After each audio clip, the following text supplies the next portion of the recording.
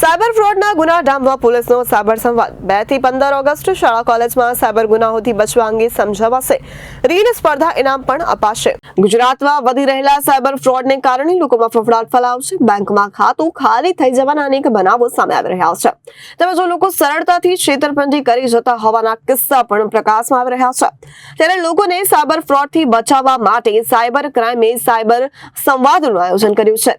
Cyber crime દ્વારા લોકોને cyber fraud અંગે જાગૃત કરવા અંગે સાયબર સંવાદનું આયોજન કરવામાં આવ્યું છે. સાયબર ક્રાઇમ વિભાગ દ્વારા અલગ અલગ શાળા કોલેજ તથા સોસાયટીઓમાં જઈને વધી રહેલા સાયબર ગુનાઓ વિશે માહિતી આપવામાં આવશે અને તેનાથી કેવી રીતે બચી શકાય તે અંગે સમજાવવામાં આવશે.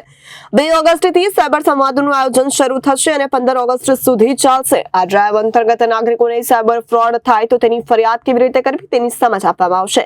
તે ઉપરાંત કેટલાક લોકો ફરિયાદ કરતા પાછા પડે છે, જેથી તેમની ફરિયાદ કરવા માટે જાગૃત કરવામાં આવશે, જેનાથી આ પ્રકારના ગુનાઓ સામે લોકોને રક્ષણ આપી શકશે. પોલીસે સાયબર સંવાદ અંતર્ગત રીલ સ્પર્ધાનું પણ આયોજન કર્યું છે, જેમાં સાયબર જાગૃતિ અંગેની 90 સેકન્ડની રીલ બનાવીને સાયબર ક્રાઇમ દ્વારા આપવામાં આવેલી લિંક પર અપલોડ કરી શકાશે.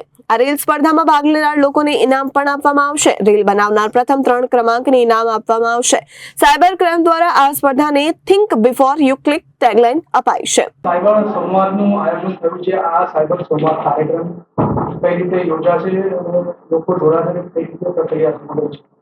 આ સાયબર ક્રાઇમ અવેરનેસ માટે અમે આ પખવાડા માટે આ સાયબર સંવાદની ડ્રાઈવનું આયોજન કર્યું છે. અમદાવાદ સાયબર ક્રાઇમ દ્વારા આપણે તમામ સ્કૂલ, કોલેજીસ, એજ્યુકેશનલ ઇન્સ્ટિટ્યુશન્સ છે, એસોસિએશન છે, મેડિકલ કોલેજીસ છે તથા આ સૌપ્રથમવાર અમે રેસિડેન્શિયલ સોસાયટીના ક્લબ અને મેન એમના જે સોસાયટીની અંદર જે ગ્રાઉન્ડ્સ છે એમાં જઈને આપણે સાયબર અવેરનેસની એમને ક્રાઇમ વિશે માહિતી આપવાના છીએ, સાયબર સેફટી વિશે અમે ટિપ્સ આપવાના છીએ અને 1930 અને ગવર્મેન્ટની જે વેબસાઇટ્સ છે એમાં કઈ રીતે સાયબર ફ્રોડ એ લોકો દાખલ કરી શકે અને શું અડચણરૂપ થાય છે એના માટે અમે એમની સાથે આ સંવાદ રાખવામાં આવ્યું છે.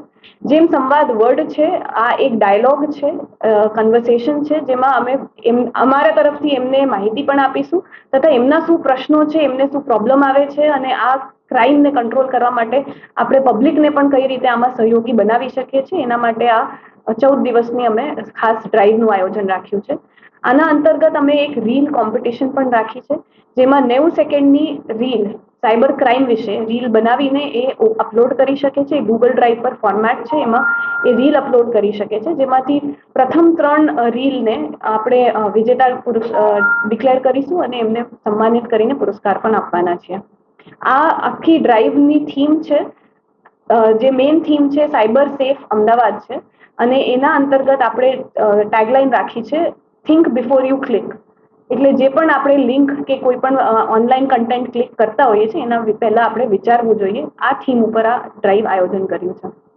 કેવી અલગ અલગ સંસ્થાઓ જોડાશે અને લોકોને નોલેજ મળે અને અવેરનેસ આવે તે માટે ચર્ચા અમે અમારા તરફથી પ્રેઝન્ટેશન છે તથા અમારા તરફથી ક્વેશ્ચનર પણ અમે તૈયારી કરી છે અને આમાં હાલ સુધી અમારે 14 દિવસ માટે ઘણા સ્કૂલ, કોલેજીસ એ કન્ફર્મેશન પણ આપી દીધું છે કે આ કાર્યક્રમ આયોજન કરવાનું છે. થોડાક સોસાયટીઝમાં પણ આ કન્ફર્મ થયું છે. તે સાથે સાથે અમે રવિવારના દિવસે હેપી સ્ટ્રીટ જે લો ગાર્ડન છે ત્યાં પણ જનરલ પબ્લિકને અવેરનેસ થાય, આલ્ફા મોલ છે અને અનેક આવી રીતે પબ્લિક પ્લેસીસ છે એમાં પણ આ કાર્યક્રમ આયોજિત કરીને લોકોને આ જાગૃતિ ફેલાવવાનો પ્રયાસ કરવાના છે.